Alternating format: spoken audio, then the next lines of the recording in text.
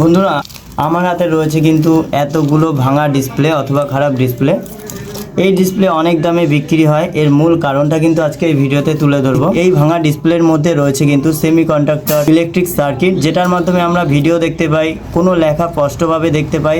ভাঙাচুরো ডিসপ্লের মধ্যে কোথায় আমাদের সেমিকন্ডাক্টর ইলেকট্রিক সার্কিটটি লাগানো রয়েছে সেটাই কিন্তু দেখাবো। অনেক কিছু জানার রয়েছে এই ভাঙা ডিসপ্লের মধ্যে থেকে, সেটাই কিন্তু আমরা ভিডিওর মধ্যে আজকে দেখাবো। তো ভিডিওটা এক এক করে দেখতে থাকো। প্রথমে আমরা এই ডিসপ্লেটাকেই কিন্তু খুলে নেব, যে ডিসপ্লের মধ্যে কি কি রয়েছে আমরা এটা তোমাদেরকে একবার দেখাই। দেখো, এটা অ্যালুমিনিয়ামের প্লেট লাগানো রয়েছে, যেটা ডিসপ্লে পেছনে থাকে। কিছু রয়েছে এরকম হোয়াইট কালারের পেপার, যেগুলো নাকি পিকচারকে আমাদের পরিষ্কার করতে এবং উজ্জ্বল করতে সাহায্য করে। আর সম্পূর্ণটাই কিন্তু একটা কাচের। আর এই যে সেমিকন্ডাক্টর যে ইলেকট্রিক সার্কিটটা লাগানো রয়েছে, যেটার মধ্যে আমাদের পিকচার নাকি খুব সুন্দরভাবে দেখায়, কোনো লেখা আমরা স্পষ্টভাবে দেখতে পাই।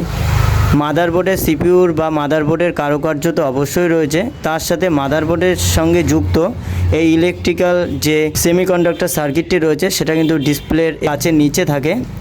তো সেটাই কিন্তু সেমিকন্ডাক্টর ইলেকট্রিক সার্কিটটি বের করে আমি তোমাদেরকে দেখাই। দেখো,